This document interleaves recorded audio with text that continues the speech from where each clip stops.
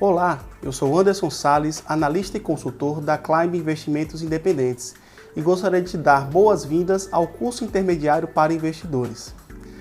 Você deve ter visto lá no curso básico que nós tratamos de conceito de investidor, as relações de risco e retorno, o índice Sharpe, fizemos análise de perfil e ensinamos como montar uma carteira de investimentos respeitando o perfil e dentro do contexto do mercado de capitais e da Bolsa de Valores. Agora nós damos mais um passo e vamos aprender neste curso outras matérias importantíssimas que vão auxiliar o investidor independente e empoderado a tomar decisões adequadas na hora de montar os seus investimentos. Nesse curso nós vamos identificar os principais investimentos no Brasil em renda fixa e renda variável. Vamos mostrar as formas de se investir em câmbio. Vamos falar sobre fundos de investimento, o que analisar, fundo de investimento imobiliário. Vamos tratar um pouco de finanças comportamentais e os principais erros cometidos pelo investidor e mapeados pela literatura. E vamos dar uma introdução aos demonstrativos financeiros, que será de bastante utilidade lá no curso avançado, onde nós mostraremos como analisar uma empresa, como analisar balanço, como fazer uma análise fundamentalista a fim de encontrar o preço justo de determinado ativo no mercado. Rapidamente aqui eu vou me apresentar, porque de antemão já o fiz lá no curso básico. Eu sou Anderson Salles, tenho graduação em matemática, algumas especializações em gestão fiscal e planejamento tributário, em gestão de cooperativas de crédito, onde tive uma boa passagem, adquiri uma boa experiência ao longo aí de 8 anos, algumas certificações importantes, sobretudo de especialista em investimentos pela Ambima, e de analista pleno pela APIMEC. Sou também credenciado junto à Comissão de Valores Imobiliários como consultor e analista de valores imobiliários, ou seja, de investimentos. Tá, ok? Dito isto, nós passamos aí para o primeiro capítulo do nosso curso, que são os principais investimentos em renda fixa. Antes de falar o que é investimento de renda fixa, eu vou aproveitar para dizer o que não é. Tá? Então, título de capitalização, pessoal, não é investimento em renda fixa, não é sequer investimento. Título de capitalização é loteria. Então, toda vez que um gerente de banco, alguém na lotérica te oferecer um título de capitalização, você entenda, eu estou pagando para correr risco, para sorte, entendeu? Não considere isso como investimento. E caderneta de poupança. Caderneta de poupança, pessoal, eu particularmente não trato como investimento. Eu equiparo a caderneta de poupança à conta corrente do banco. Ela tem uma série de detalhes, certo? E se você, por exemplo, pessoa física, efetuar o resgate antes de 30 dias, ela não recebe a rentabilidade. A rentabilidade só é paga na data de aniversário. É uma rentabilidade muito baixa hoje no Brasil, de Selic a 5% com viés de baixa. Então, falou em poupança, pense em conta corrente. Seria o mesmo que juntar dinheiro no colchão ou no cofre em casa. Ah, eu tô guardando dinheiro. Tá, você está guardando dinheiro, mas você não está investindo, tá certo? Então, determinado esses dois pontos importantes, tá? Nós entramos no primeiro título de renda fixa, que seria o certificado de depósito bancário.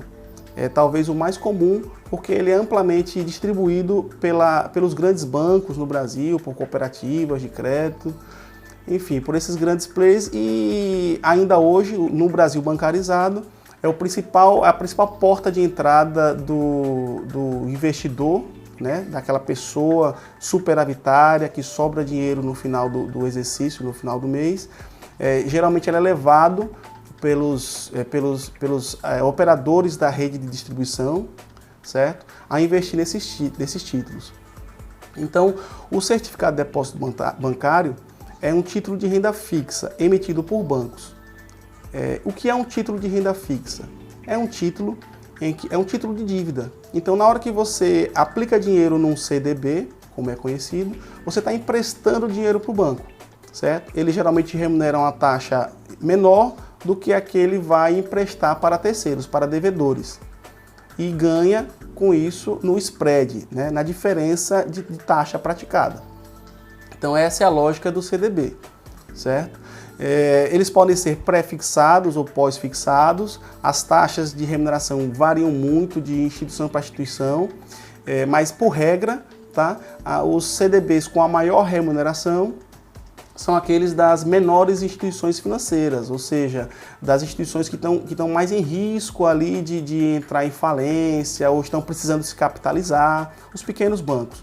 Os grandes bancos mais consolidados, como o Banco do Brasil, Itaú, Bradesco, etc., esses grandes bancos, eles remuneram uma taxa geralmente muito baixa de CDI, certo? Então, pode ser pré-fixado ou pós-fixado, lembrando que o pós-fixado geralmente é atrelado ao CDI, que é uma taxa hoje no Brasil que acompanha praticamente para e passo a taxa Selic, certo? Ao falar de CDBs, eu já puxo aqui um outro título interessante, que é o irmão, digamos assim, do CDB, que são as letras de câmbio, LC. A diferença que existe entre os CDBs e as letras de câmbio, as LCs, é que as LCs são emitidas por financeiras e não por bancos com captação e depósito à vista. Então, essas financeiras são empresas, né, instituições financeiras que emprestam dinheiro, mas não têm conta corrente. E elas também emitem títulos, que são as LCs, para captar recursos e fazer a mesma coisa que os bancos. Remunerar o investidor uma taxa menor e cobra do tomador, do devedor, uma taxa maior, ganhando com isso aí na diferença. O grande diferencial desses produtos, CDBs, LCs, e na maioria dos títulos de renda fixa, é que eles são cobertos pelo Fundo Garantidor de Crédito, tá certo? Então, como nós vimos lá no curso básico, e é importante que, havendo dúvida, você, investidor, revisite lá aqueles temas que nós tratamos no curso básico, para entender como analisar uma instituição financeira, vai lá no databanco, ver quais são os indicadores mais importantes para entender, por exemplo, por que um determinado título, um CDB ou uma LC, está remunerando acima da média do mercado. Quando isso ocorrer, desconfie, pode ser uma instituição ali na iminência de vir um processo de falência, tá certo? Agora, saiba também que existe o Fundo Garantidor de Crédito para esses casos, que vai te ressarcir dentro daqueles limites que nós tratamos lá no curso básico, certo? Então lá tem os links direitinho para você visitar o site do Fundo Garantidor e entender exatamente quais são esses limites aí de pagamento, tá certo? Um outro título que a gente vai abordar agora é o Certificado de Operações Estruturadas, os COEs. Eles se popularizaram muito aqui no Brasil, tá? E são títulos de renda fixa, mas na verdade eles são um misto. Lá dentro de cada título daqueles, na parte que o investidor não vê, existem investimentos em renda variável, em opções, em títulos de renda fixa, tudo junto na mão de um administrador de valores imobiliários, de um gestor, para tentar entregar a performance. A principal modalidade de COE difundida aqui no Brasil pela rede de distribuição é a com capital nominal protegido, tá certo? Então esses títulos geralmente cobram taxa de administração, tá? O que não acontece no CDB nem na LC, então eles cobram uma taxa de administração, como se fossem fundos de investimento mesmo. Essa taxa oscila de 2% a 5%, e existe um prazo contratual. Não, o investidor pode, inclusive, resgatar antes, mas não há garantia de rentabilidade se ele resgatar antes. Nessa modalidade específica que se popularizou aqui, que é o capital nominal protegido, a rentabilidade é o principal, digamos, que você investiu R$10.000 num COE.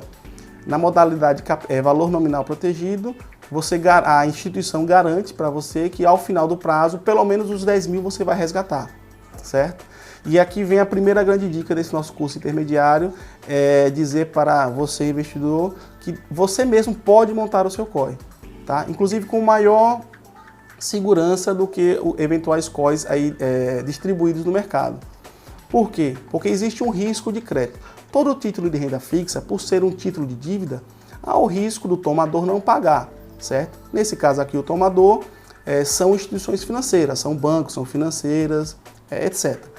Então, esse risco pode ser maior ou menor, a depender da qualidade ali das finanças, dos balanços daquela instituição, tá?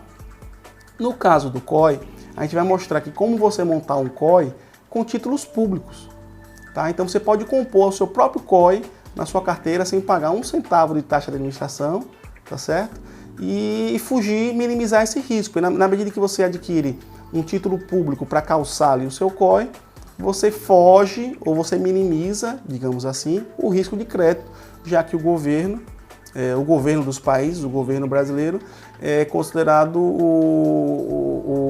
o ente econômico, o agente econômico de menor risco na economia. Então, vamos mostrar aqui que com a técnica do valor presente líquido, é bom até gravar essa expressão, tá? Porque nós vamos lá no futuro utilizar para precificar ações, vamos utilizar essa metodologia de valor presente líquido, você consegue aí montar o seu próprio COI sem dor de cabeça, tá certo? Então, vamos aqui para a tela, eu vou abrir aqui, primeiramente vamos visitar, descobrir qual é a taxa do título público, tá? Do Tesouro, que é prefixado, ou seja, ele já diz a data que vai te pagar lá no final do período. Não está atrelado à inflação, não está atrelado à taxa básica de juros. É o Tesouro prefixado. Então, olhando aqui na tela, nós temos Tesouro Prefixado 2022, tá? que remunera uma taxa anual de 5,35%. E temos um Tesouro Prefixado 2025 remunerando hoje, tá? A 6,5%. Lembrando que essas taxas aqui elas oscilam diariamente de acordo com o mercado secundário desses títulos. Então hoje esses títulos estão sendo negociados pelo Tesouro a essas taxas. Vamos pegar como exemplo aqui esse Tesouro Pré-2022 a 5,35. E digamos que você tenha hoje 10 mil reais. Digamos que hoje que o investidor tem 10 mil reais e quer replicar esses 10 mil reais e investir de maneira que no final do período eu proteja esses 10 mil, eu tenha no mínimo esses 10 mil reais. Então eu venho aqui, vocês vão ver aqui a tela do Excel, tem uma funçãozinha aqui chamada valor presente líquido, tá certo? Essa função está aqui, VPL, tá? Vocês estão vendo aí na tela. Então, nessa função eu parametrizo a taxa, que no caso ali nós visualizamos foi 5,35, eu tinha alimentado aqui a tela, 5,35%, tá? E o prazo de vencimento foi 2022. Nós já estamos já no finalzinho de 2019, então vamos arredondar, tá? Que esse título ele vence em 2 anos, então temos 2 períodos. Então aqui eu parametrizo que não vou fazer aportes adicionais, então o valor do primeiro, esses valores que ele pede de parâmetro aqui são valores de aportes ou de resgates, a depender do sinal que você coloque. Então vamos colocar que o investidor não fez nenhum aporte em nenhum dos períodos, tá? E no terceiro período eu quero resgatar os 10 mil reais. Pronto. Para resgatar 10 mil reais daqui a 2 anos a uma taxa anual de 5,35, que é a taxa pactuada pelo Tesouro Prefixado hoje, tá? Calculando aqui na fórmula do valor presente líquido, eu preciso ter R$ 9.010,13, tá certo? Então o investidor que tem 10 mil reais, ele tira desses 10 mil, ele tira 9.010,13 e adquire LTNs, né? Tesouro Prefixado 2022.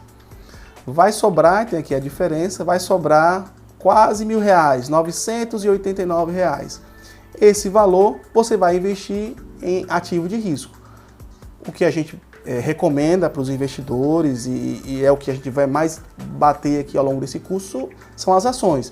Então você pode pegar esses R$ 989 e investir em ações.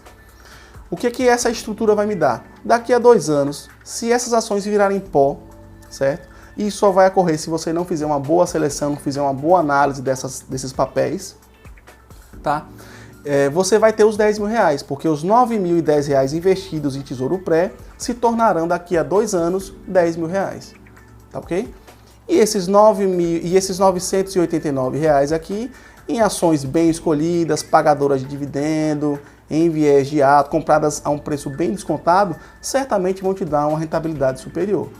Então, é simples, é pronto. Assim se faz um COI, tá certo? Então, com essa dica aí que a gente começa o curso intermediário, você já foge de pagar 2 a 5% ao ano de taxa de administração. E aí, o investidor fica naquela linha que a gente defende aqui na Climb, né? Fica independente e empoderado, protegido contra armadilhas, digamos, da rede de distribuição ou de produtos mirabolantes com retornos expressivos ou garantidos, certo? Voltando para a nossa apresentação, nós vamos passar agora para a letra de crédito imobiliário e também a letra de crédito do agronegócio. São dois títulos também emitidos por bancos, tá? E eles são montados a partir de contratos imobiliários ou contratos do agronegócio. Para trazer, talvez, de maneira mais fácil para você entender, a Caixa Econômica Federal, por exemplo, um dos grandes bancos do Brasil, banco público, inclusive. Ela tem uma carteira imobiliária muito grande, né? E ela, como banco, como todo banco, trabalha alavancada. Ela precisa captar dinheiro de terceiro e intermediar esse crédito que ela vai emprestar lá para casa própria, para construção, para empreendimentos, né, etc. Certo? Então, existe um limite de alavancagem, como nós vimos lá no curso básico, tá? Você pode olhar aquela parte lá de índice de Basileia que vai dizer esse limite. Quando os bancos que trabalham sempre próximo do limite, porque quanto mais próximo do limite, maior é a rentabilidade da instituição financeira, se bem administrada, evidentemente. Então, na medida em que ele se aproxima desse limite, ele tem mais lucro, certo? Mas aí como é que ele faz? Uma vez que ele já emprestou muito dinheiro, como o banco fazer para abrir espaço, se diz abrir espaço no balanço? Então, captando mais. Então, ele separa contratos de crédito imobiliário, que geralmente são de longuíssimo prazo, no caso da Caixa, e no caso do Banco do Brasil, contratos de agronegócio, geralmente, né? Financiamento de maquinária agrícola, aquisição de fazendas, de animais, etc. Aquelas linhas deles lá de agronegócio. Eles separam esses contratos e meio que juntam num pacote. E vendem esse pacote para o investidor. Tá? A grande vantagem do LCI e do LCA ainda hoje é que conta com benefício fiscal, ou seja, eles são isentos de imposto de renda. Né? Lá no capítulo de tributação nós vamos ver direitinho as alíquotas de imposto de renda e como recolher imposto de renda para cada um desses títulos, desses investimentos, tá certo? Mas de antemão, no caso do LCI e da LCA, não há imposto de renda, zero imposto de renda.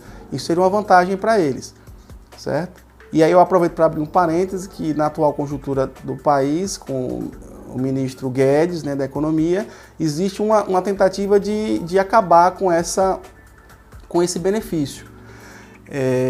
Mas o ministro ele não fala em acabar o benefício dos certificados, dos CRIs e CRAs. Por que será?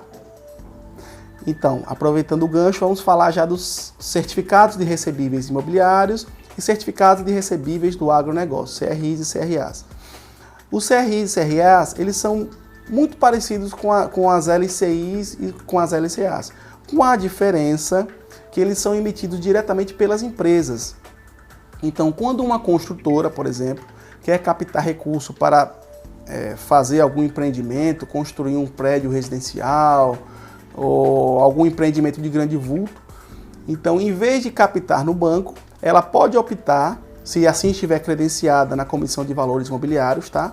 Ela opta por emitir CRIs e ela capta diretamente. Quando ela faz isso, ela dribla, digamos assim, o intermediário, que é o banco, certo? Que o banco só faz intermediar, ele não gera negócios, ele não trabalha com produtividade, entendeu? Ele intermedia, tomadores e devedores. Se o tomador encurta, tira um player desse meio do caminho e corre direto lá no investidor, certo? Aí ele consegue captar um recurso mais barato, a uma taxa mais barata. Então, geralmente, um volume de recurso captado via CRI para uma construtora ou via CRA para um frigorífico, por exemplo, geralmente ele sai mais em conta, mais barato para a empresa do que se ela fosse no banco e pegasse um empréstimo, tá certo? Mas aí existe um risco, porque numa economia saudável, como quer ser a economia brasileira, quanto maior o retorno, maior o risco. E aí, olhando para o lado do investidor, os CRIs e CRAs eles não estão cobertos pelo guarda-chuva do fundo garantidor, assim como estão a LCI e a LCA. Por quê? Porque o fundo garantidor de crédito é mantido por bancos e financeiras, tá certo? Então, na hora que você empresta dinheiro diretamente para a empresa, o fundo não vai te amparar. Então, para você fazer isso, você precisa analisar, na verdade, você tem que analisar a saúde financeira da empresa, tá? Prazos e riscos, certo? E você vai exigir, evidentemente, um prêmio de risco, né? Já que eu vou correr um risco aqui por emprestar dinheiro para essa construtora X, certo? Então eu vou exigir que ela me remunere um valor maior. E aí ela entende isso, senão ela não vai captar, e ela te paga um prêmio melhor de risco, te remunera melhor o investidor, certo? E evidentemente que esse prêmio de risco que ela paga ao investidor é inferior ainda ao que ela pagaria se tivesse que pegar esse dinheiro emprestado lá nos bancos, certo? Então aí foram os CRIs e CRAs. Uma outra modalidade de investimento de renda fixa que existe no Brasil, mas ela é pouco difundida, até porque ela é destinada a investidores qualificados e profissionais, é o depósito a prazo com garantia estendida, DPGE. O DPGE, na verdade, é um grande CDB, certo? Só que com valores superiores a milhões de reais. Nessa modalidade, geralmente emitida por pequenas instituições financeiras, existe uma rentabilidade significativa, tá? E existe uma cobertura especial do fundo garantidor, que pode ir até 20 milhões de reais, diferente daquela outra cobertura ordinária que nós discutimos, né? Abordamos lá no curso básico. Então, no DPGE, o investidor qualificado corre mais risco por emprestar dinheiro a uma instituição pequena, certo? Porém, o fundo garantidor, ele assiste o investidor. E no DPGE é importante destacar que você não pode resgatar antes, não existe resgate antecipado, tá certo? E esse é um detalhe muito interessante, que o investidor deve avaliar ao optar por quaisquer desses investimentos. Carência, liquidez. Esse CDB tem liquidez imediata? Sim ou não? Certo? Porque você pode precisar do dinheiro. E aí, se você precisar do dinheiro e não tiver liquidez, você vai ficar na mão. Certo? Não existe um mercado secundário de CDBs, de títulos de renda fixa, assim, bem desenvolvido, tá certo? Então, via de regra, os CDBs, LCs, LCIs, LCAs, eles podem até ser recomprados pelas corretoras onde você investiu, mas você vai ficar na mão da corretora, já que não existe uma marcação a mercado, não existe um mercado secundário que dê liquidez a esses papéis. Então, ela vai te pagar o que ela acha que é justo naquele momento. Tá certo? Continuando aí aos títulos de renda fixa, nós vamos tratar de mais dois outros títulos, que são notas promissórias e debêntures, tá?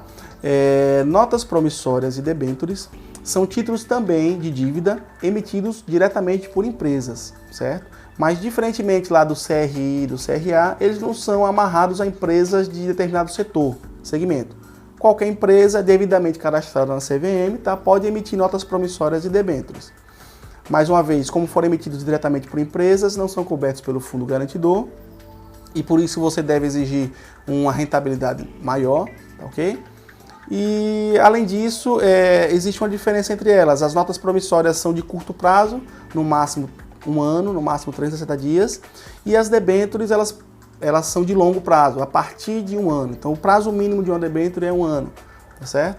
E aí, nesse caso, deve ter muito cuidado ao se tomar a decisão de investir, porque a gente entra na esfera do crédito privado, tá? Então, crédito privado é um investimento de renda fixa, mas é um investimento em renda fixa com um maior risco. Haja vista não está coberto pelo FGC, haja vista a relação de risco-retorno, ou seja, na hora que ele te paga um prêmio de rentabilidade, é porque existe um risco maior envolvido ali. E quem está captando recursos no mercado, se não estiver fazendo isso com propriedade, com um plano plurianual, com um plano de investimento, com um plano de expansão de parque, de estrutura da empresa, entendeu? É porque está muito endividado, quer rolar dívida. E aí, pessoal, dívida é o que quebra a empresa, tá certo? Então, existe dívida saudável? Existe. Aquela dívida para investimento e que vai gerar valor agregado para os acionistas e para a companhia. Essa é uma dívida boa, mas ela tem que ser bem calculada antes de ser tomada.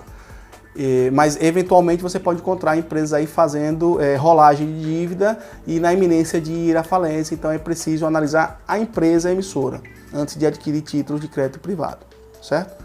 No tocante às debêntures, eu vou mostrar aqui na tela como você consultar essas debêntures lá na CVM, porque como nós já dissemos lá no curso básico, tudo está registrado na CVM, que é a autoridade brasileira, né, a Comissão de Valores Imobiliários, é a autoridade brasileira que protege, que regulamenta e por isso protege os investidores, tá? Ela faz exigências legais, burocráticas, normativas, mas sempre visando aí mitigar riscos e conflitos de interesse. Então vamos aqui para o site da CVM, o link, mais uma vez, todos esses links aí estão na parte de material complementar do curso, tá? Então você vem aqui, ó, vocês podem consultar a qualquer momento. Então você vem aqui a central de sistemas da CVM e você tem aqui consultas. Então, registro de ofertas públicas. Então, oferta pública, você pode consultar aqui várias, né? BDR, ó, CRA, CRI, mas a gente vai olhar aqui as debêntures. Bom, já fica a dica para o caminho que se queira traçar. E vamos aqui escolher uma companhia que emite regularmente debêntures, que é a Petrobras, por exemplo. Procurar. Vamos ver aqui ele saindo a consulta das debêntures da Petrobras. Então vem aqui uma lista de debêntures. Então vieram aqui sete registros encontrados de debêntures simples emitidas pela Petrobras. Tá? Por que simples? Então existe debêntures simples e debêntures conversíveis. 90% das debêntures que a gente acompanha no mercado são simples, ou seja, elas não se convertem numa eventual incapacidade, insolvência da empresa, elas não se convertem em ações da empresa, tá certo? E por serem simples, mais uma vez, então aumenta aí o risco. Aumentando o risco, deve aumentar a exigência de retorno por parte do investidor, certo? As debêntures conversíveis, elas podem eventualmente se serem transformadas em ações da companhia, se a companhia assim entender, se tiver dificuldade para pagar, remunerar essas debêntures, ou se a assembleia lá se o conselho de administração, a diretoria, assim entender e decidir como viável naquele momento pelo qual a empresa está passando. Então a gente clica aqui agora nessa empresa, eu tinha clicado antes, então vem o detalhe aqui das debêntures, tá certo? Então uma coisa a se verificar, vamos ver aqui se eu já abri essas debêntures, para a gente olhar tá aqui, pronto. O que a gente quer ver nas debêntures é o quê? Remuneração, tá certo? Uma coisa que é interessante de verificar, é bom dar uma olhada com calma antes de fechar qualquer investimento em debêntures, tá certo? Geralmente elas trabalham com valor nominal de R$1.000, tá? Todas elas são classificadas de acordo com a agência de rating, então essa específica aqui da Petrobras, ela recebeu um score de rating pela Standard & Poor's de AAA, tá? AAA do Brasil, né? Então, ou seja, seria equivalente ao risco do governo brasileiro, o AAA Brasil, certo? E aqui ao longo você vai olhando, você tem o quanto ela quer captar. Então nessas debêntures emitidas, nessa série de debêntures emitidas, você tem aqui a intenção de captar da empresa, né, da Petrobras, captar R$3 bilhões, tá certo? E aí você tem aqui a remuneração, vamos ver se a gente acha aqui facilidade aqui, a remuneração dessas debêntures.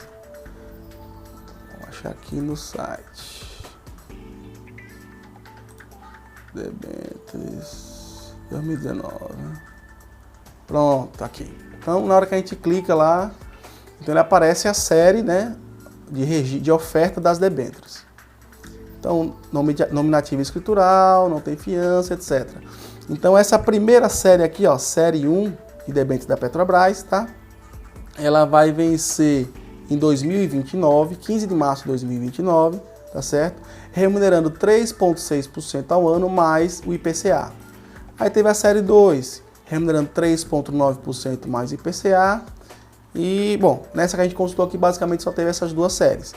E aqui vem o detalhe de valores, né, o montante que ela quer captar, valor nominal, cada debênture sai a R$1.000, isso é uma política de cada empresa, mas o padrão na CVM no Brasil é R$1.000, valor de face do título, R$1.000, tá certo? E voltando lá à lâmina da debênture, você pode se aprofundar em detalhes específicos de cada debênture. Por exemplo, essas aqui da Petrobras, elas são incentivadas. Então existe uma legislação no Brasil em que autoriza empresas ditas de setores estratégicos, como energia, tá, a emitir debêntures onde não vai incidir imposto de renda. Então aqui, essa debênture tem uma vantagem de não ser cobrado imposto de renda lá no resgate. E essa alíquota de imposto a gente vai tratar no capítulo específico sobre tributação, ok? Então, dito isto, vamos voltar aqui para a apresentação nossa. Tá, nós encerramos essa parte de debênture e partimos uma parte importantíssima que é o Tesouro Direto. Não tem como falar em investimento em renda fixa sem falar no Tesouro Direto. Então, o Tesouro Direto foi criado pelo Tesouro Nacional, um programa criado em 2002, certo? Até aquele momento, 2002, os títulos públicos só eram acessados pelo investidor não qualificado, pelo investidor comum, através de fundos de investimento e fundos de renda fixa. E por isso você tinha que pagar a taxa de administração, o que não faz mais sentido assim hoje em dia. E nós vamos tratar disso, né? Nós vamos falar aqui sobre os fundos de investimento e vamos falar as vantagens e desvantagens de se investir em fundos, né? Uma desvantagem é a taxa de administração. Então, os títulos emitidos pelo Tesouro, eles têm uma série de características. Eles têm liquidez diária, tá? O governo, ele compra e vende títulos diariamente, salvo raras exceções, tá certo? Agora, ele vende para você e de acordo com o preço na curva do papel, ou seja, o título vai vencer lá no futuro e ele vai te pagar o valor presente líquido desse título, como nós fizemos aqui para montar o nosso COI, tá certo? Então ele vai te cobrar esse valor, mas na hora de você vender de volta para ele te recompra esse título pelo preço de mercado. Então existe um mercado secundário de títulos do Tesouro e por mais esquisito que possa parecer, tá certo? Os títulos de renda fixa que tem liquidez, eles variam, eles oscilam, às vezes mais até do que as ações na bolsa, certo? Porque existe todo um trabalho de projeção futura, de como é que vai estar a inflação daqui a 1 ano, daqui a 5 anos, como vai estar a taxa básica de juros. Então existe uma especulação em cima disso, fazendo com que esses títulos sejam negociados a preços diferentes do preço de curva de papel. E aí você pode perder dinheiro com títulos de renda fixa, tá certo? Então, títulos do Tesouro Nacional, títulos do Tesouro Direto podem render negativamente, sim, certo? A garantia, pelo fato de ele ser de renda fixa, é de te remunerar ao final do período, se você carregar o papel até o final. Então, carregando até o final, você consegue aquela remuneração pactuada. Se o governo não der calote, se não houver risco de crédito por parte do governo, tá certo? O que geralmente não há no Brasil. Já houve, mas hoje em dia, digamos, não há. Então, agora vamos ver as modalidades de títulos do Tesouro Direto. O primeiro é o pré-fixado. Então, num título pré-fixado, seja ele do Tesouro ou qualquer que seja, de um banco, de um outro agente econômico, é um título em que é pactuado a taxa a ser remunerada no período. Então o valor vem nominal lá, Tesouro pré-fixado 5,35%, como nós vimos, está sendo remunerado hoje o Tesouro pré-2022, tá certo? Então, ao longo do período, o agente, no caso aqui o governo, vai te remunerar 5,35% ao ano, certo? Então, no nosso caso aqui faltam 2 anos para vencer, você vai receber 5,35 a cada ano aí desse período, tá certo? Então o valor vem nominal. Qual é o risco do Tesouro pré-fixado? A expectativa de juros futuro, de taxa básica de juros, de Selic.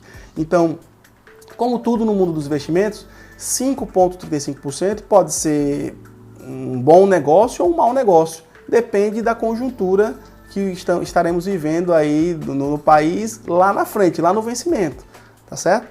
Então esse é o Tesouro Pré. Ele pode ser também, antigamente ele era chamado de LTN, mas o Tesouro Pré também pode ser na modalidade com juros semestrais. Então a gente está vendo aqui no gráfico como é que se comporta o fluxo de caixa de um Tesouro Pré com juros semestrais. Então você desembolsa aqui um valor a ser investido, tá? E a cada 6 meses o governo vai te pagando juros, certo? Juros equivalente a 10% ao ano, ou 4,88% ao semestre. Lá no final do período, no vencimento do título, você vai receber o valor de face, tá certo? Os R$1.000 aí, mais o último cupom de juros. Então é assim que ele funciona. Ele pode ser interessante para alguém que quer receber fluxo de caixa. Agora ele tem uma desvantagem, porque incide imposto de renda a cada pagamento de juros. Então, se o investidor não tem pressa com desse investimento, não quer fazer disso uma fonte de renda para complementar suas finanças usuais, então é mais indicado o tesouro sem juros semestrais, tá certo? Tesouro pré-seco, puro, zero cupom, sem cupom de juros. Se não, se ele quer fazer dessa renda extra, então ele pega o tesouro com juros semestrais.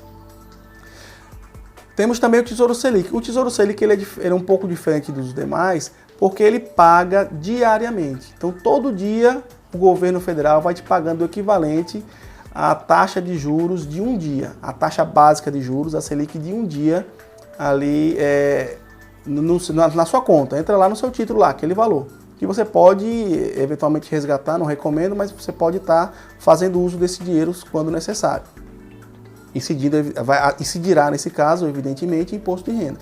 Tá certo? Então, o Tesouro Selic, como ele paga diariamente juros para o investidor, ele praticamente não oscila. Então, a curva do papel é praticamente a mesma curva do mercado secundário dele. Temos também o Tesouro IPCA. Então, um título de tesouro que remunera a taxa de inflação, a inflação oficial do país, que é IPCA, tá? E pode pagar com juros ou sem juros semestrais. Então, no Tesouro IPCA geralmente vem assim, Tesouro IPCA mais 3%, mais 4%. Então, ele dá um prêmio em cima da inflação. Te garante que o seu dinheiro vai estar protegido, digamos assim, da inflação. Da mesma forma que o Tesouro Pré com juros semestrais, o Tesouro IPCA com juros semestrais vai incidir imposto de renda a cada pagamento de cupom de juros, tá certo? E o IPCA puro. Um detalhe aqui do Tesouro Direto, para a gente finalizar, é a curva de juros, isso que eu havia dito. Então nós temos aqui no gráfico, presta atenção aqui na tela, que um exemplo, né, de um LTN, que é um tesouro pré-fixado, tá ok? Então você temos duas curvas aqui, uma linha praticamente reta, que é essa linha azul, tá? Ela representa a curva do papel, ou seja, é o valor presente do título a cada dia útil que vai passando. Você vai atualizando esse valor presente, já que a taxa de juros é conhecida lá no final. Essa linha verde representa a linha do mercado secundário de títulos, ou seja, os investidores, players, bancos, fundos de investimento estão negociando aqui taxa futura de juros. E nesse caso, existe uma oscilação que vai depender das projeções futuras. Projeções essas que nós podemos acompanhar semanalmente no Boletim Focus do Banco Central, tá? Para dar uma fonte bem rica de acompanhamento aí de expectativa de curva de juros futura. Mas o que acontece? Se você precisa se desfazer do papel nesse momento aqui, certo? Nesse momento aqui no gráfico, o que acontece? Você perde dinheiro. Você vai estar aqui rendendo negativamente, você vai perder dinheiro.